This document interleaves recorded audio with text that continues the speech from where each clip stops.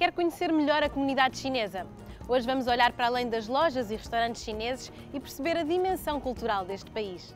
O que eu conheço mais da China são os produtos eletrônicos, que a gente tem muito, né? Substituindo produtos, inclusive, americanos. Eu sei que eles são muito esforçados, a comida é boa. Inicialmente foram os restaurantes chineses, né, que começaram a proliferar pelo país.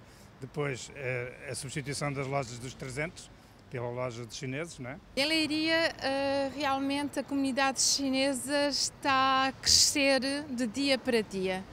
A nível da restauração, a nível das lojinhas dos chineses, onde encontramos todo o tipo de bugigangas, desde o vestuário a utilidades para casa. Eu conheço a culinária, o Feng Shui, os produtos industrializados. Já fiz taekwondo.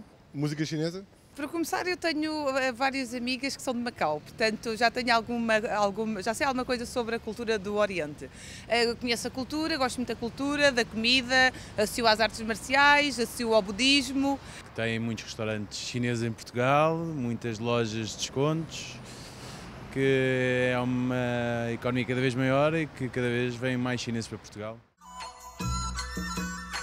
A imigração chinesa para Portugal enquadra-se nos movimentos migratórios europeus. Os primeiros chineses estabeleceram-se no nosso país por volta de 1920 e estavam profissionalmente ligados à área do comércio ambulante. Nos primeiros anos da década de 90 do século passado, a população chinesa cresceu quase 700%. Dos 356 chineses no país em abril de 1991, passa a registar-se um número de 2.477 chineses em 1998.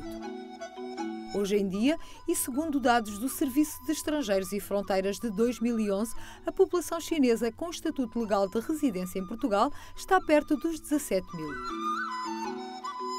Em termos de contributos para a economia nacional, conhecemos o montante das contribuições para a Segurança Social em 2010, cerca de 16 milhões de euros.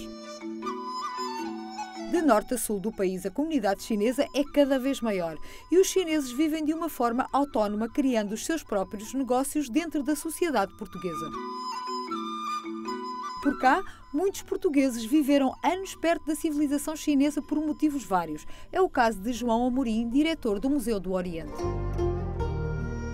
Cheguei a Macau em 1984 porque fui para lá trabalhar. Poucos meses depois fiz a minha primeira incursão na China, ali mesmo ao lado de Macau, numa cidade chamada Zhuhai, que na altura era já uma das zonas económicas especiais escolhidas pela China para encetar um desenvolvimento de abertura ao exterior. A China milenar, apesar de alguma influência do exterior, tem uma população que nunca perdeu a sua identidade.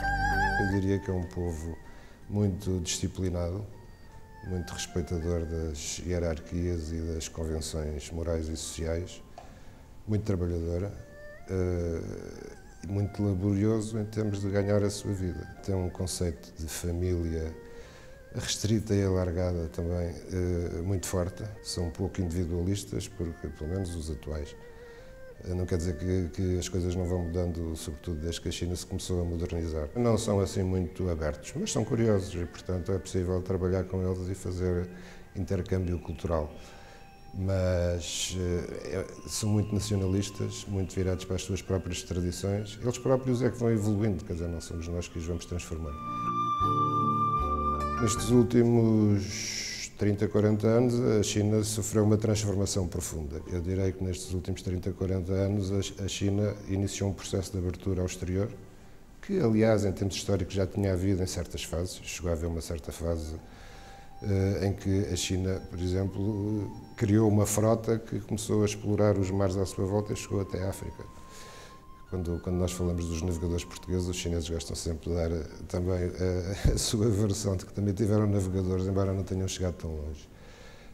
Mas, de facto, nestes últimos 30, 40 anos, sobretudo depois de que morreu o Mao Tse-tung e passou a Revolução Cultural, eles sentiram a necessidade de desenvolver o país e de algum modo, libertar as forças produtivas que estavam muito amarradas ao conceito do regime comunista.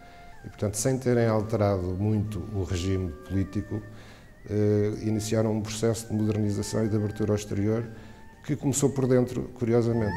Não há que ser forte, há que ser flexível. Este provérbio chinês ilustra bem o pensamento do povo que se retrata em duas grandes figuras históricas. Confúcio implementou valores morais, éticos e de comportamento que ainda hoje estão muito presentes na sociedade chinesa. Deng Xiaoping porque foi a pessoa que, a partir do núcleo duro do regime comunista chinês, percebeu que não podia continuar as políticas de Mao, que eram ideologicamente dirigidas num certo sentido, e percebeu que a China tinha que se abrir ao mundo e que mudar, e que tinham que desenvolver para tirar a maior parte do povo da miséria e do campo e transformar a China na grande potência que hoje já é.